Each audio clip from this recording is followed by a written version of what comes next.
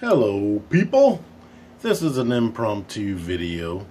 I figured, let me show off my Sigma 6 collection. I may review some of these guys individually in the future, so I'm not going to go into too much detail on each specific figure, but here you go. I used to love this line. It came out around end of 2004, beginning of 2005. Unfortunately, just like alternators, it was a good line that came out that I really liked. I loved, and then it was short lived. It just magically just stopped, and the show was canceled. Like the last season of the show, I saw the last episode technically, but the last 4 or 5, it's like they never aired them or something. It was so disappointing. Anywho, I have Duke here up in the forefront, and the way his eyes are drawn on, it always looks like he's looking up and never like directly at you. But one of the cool things about this line is they had fabric clothes. They had a bunch of posability. They're like almost as posable as Marvel Legends. The thing that killed it for me is they don't have thigh swivel. If they had thigh swivel and ankle pivot, man, I would have never put these things down. Double jointed elbows would have been a nice touch too, but they have a good range of motion in the neck, most of them. Just a single ball joint, but they can get a lot of tilt and look down or look up while looking down for Duke.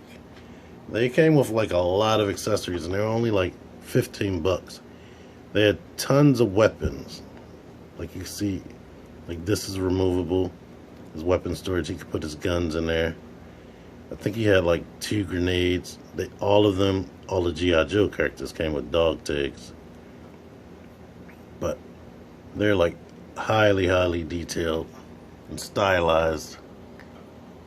And they're really good figures. Here's Tunnel Rat, heavy duty, Firefly when he was faking as a good guy. Snake Eyes. I believe his name is Long Range, and Spirit. Spirit came with this hawk right here.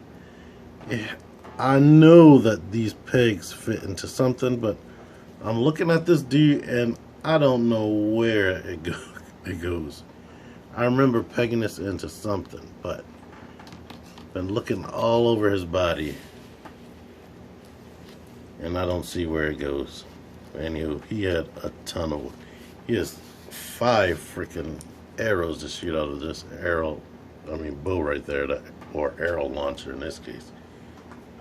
Long Range has a big gun in his back. I mean, these guys are very cool. Tunnel Rat and Firefly, I believe, were about 10 bucks. But as you can see, he has all this gear on his body right now. I mean, they still came with a lot of weapons. Even if they didn't, the 10-buck guys didn't come with fabric clothes, but he still came with a lot, which was really good.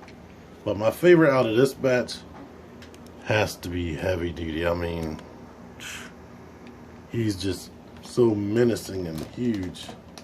I really love that. And then the way he looks, and maybe I'm a little bit biased because he's an African American character, but I love the pants and the way he holds his Gatling gun.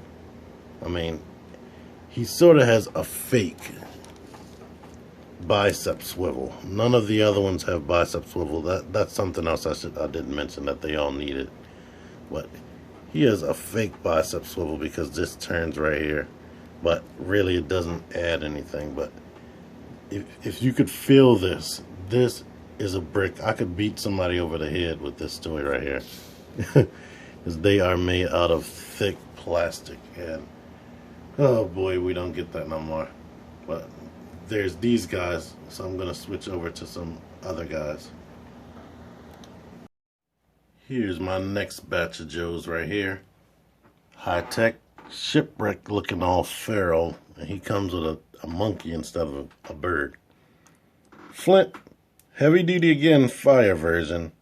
Lieutenant Stone, he's like a James Bond type, master of disguise, and his gun just reminds me of James Bond. And he has like a bionic arm for some reason. I can't remember if he ever appeared in the show. I think he did in Kamakura. High Tech. These two right here, I know definitely never appeared in the show. Heavy Duty is the only color variant character that I bought out of this line. I didn't buy any repaints besides him. And I don't know why. I think I liked the outfit a little bit more, so that's why I bought it. But I definitely didn't like the head sculpt and the fact that this bandana doesn't come off like it does on the other Heavy Duty. High Tech is the most non-cartoon accurate character they made. Like, this face has always been a little bit off, and it just looks like a really skinny Duke. He's skinny, period. I guess they're trying to show that he's somebody who just sits at the base and doesn't really get out there. But the hair and that face is definitely off compared to the cartoon. A Flint, I'm going to have to find his weapons and whatnot. I couldn't find his gun so he can hold it in this picture. Or, well, right here while I'm talking.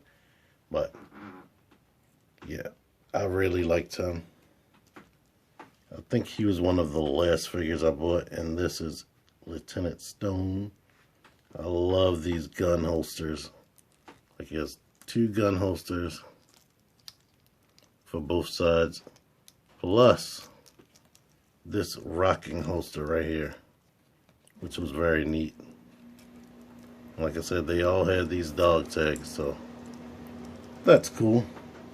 Well, now let me get to my bad guys.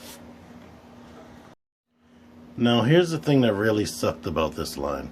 It was really retool, repaint heavy because they reused a lot of the same parts with the G.I.Joe figures, and they were able to get away with that because they all wore the same uniform, so it was easy to use a part from this character onto this character, and they got away with that. But the actual Cobra characters, all of them have always been distinctive and wore their own outfits and whatnot. So the good part is you were able to get characters like Zartan here, who looks a ton like Zartan should look. But since Zartan has parts that the GIJoe characters don't use, we didn't get a lot of bad guys. Because I guess their thing with the bad guys is they wanted them to have their authentic look. Like, and let's see, Firefly came out very, very well. The Cobra, full-on Cobra Firefly, looks really, really nice. Like, I love that head sculpt.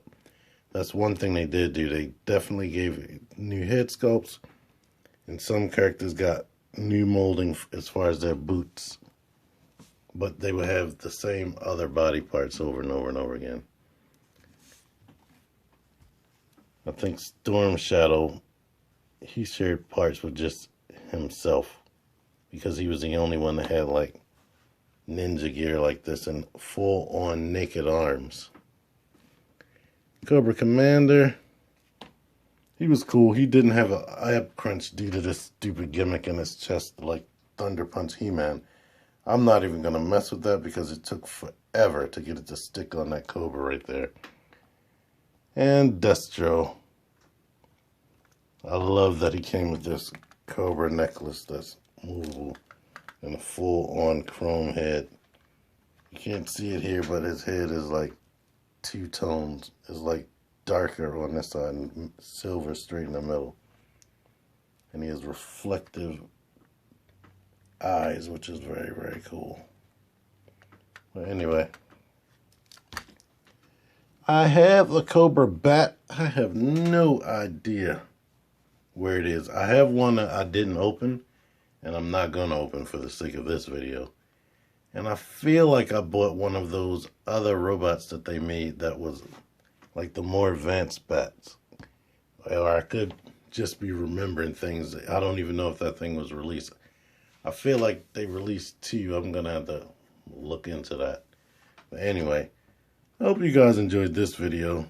It's definitely a trip down memory lane for me, because I haven't touched these guys in of quite a few years.